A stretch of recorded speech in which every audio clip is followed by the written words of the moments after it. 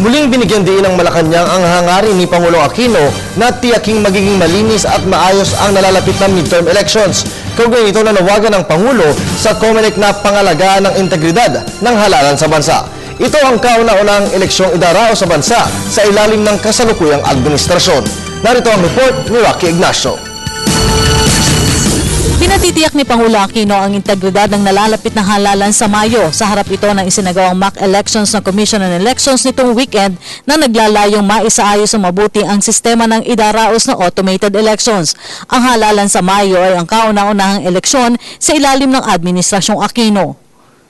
Ang concern ng bawat Pilipino rito is dapat maayos ang elections, na walang magsasabing na nadaya kami. At least pag automated elections should, let's maintain the integrity of the system, and we hope that the COMELEC will do its utmost best to ensure that and to guarantee to the public that our elections in 2013 will be clean, orderly, and honest elections.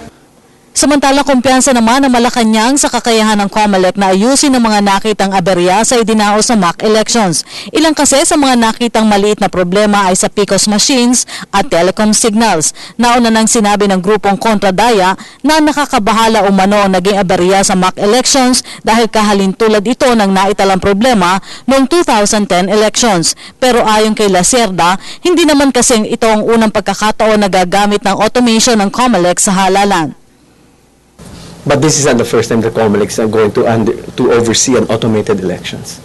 So this is something that the COMELEC has experience with, notwithstanding the presence of some new commissioners, but the is familiar already with automated elections. A few months back, I think, very few months back, the COMELEC chairman, Brillantes, was with us, and they explained to us the concerns that we raised during the 2010 elections, and they were able to resolve all these things. Now, certainly we are after a election that is free, orderly, and honest elections, and that's what we're aiming for. And that certainly is, I'm sure nobody is going to question the intent of the determination of COMELEC to prove itself as a arbiter of a free or a peaceful, orderly, and honest elections. Samantala, bukod sa integridad ng nalalapit na halalan, muling ginit ng Malacanang ang pagpapalakas ng kampanya kontra private armed groups at loose firearms. Ayon kay Lacerda, walang pipiliin ng kampanya maging kaalyado ka pa ng Administrasyong Aquino. Nagsalita ang palasyo sa paglutang ng report na may kinalaman umano ang kaalyadong politiko ng administrasyon sa pagkalat ng loose firearms sa Mindanao. Mahigpit rin ang naging kautusan ng Pangulo sa Philippine National Police na tiyakin ang pagpapairal ng gun ban. Walang sinasabi. Pag sinabing private armed groups, hindi bawal yan.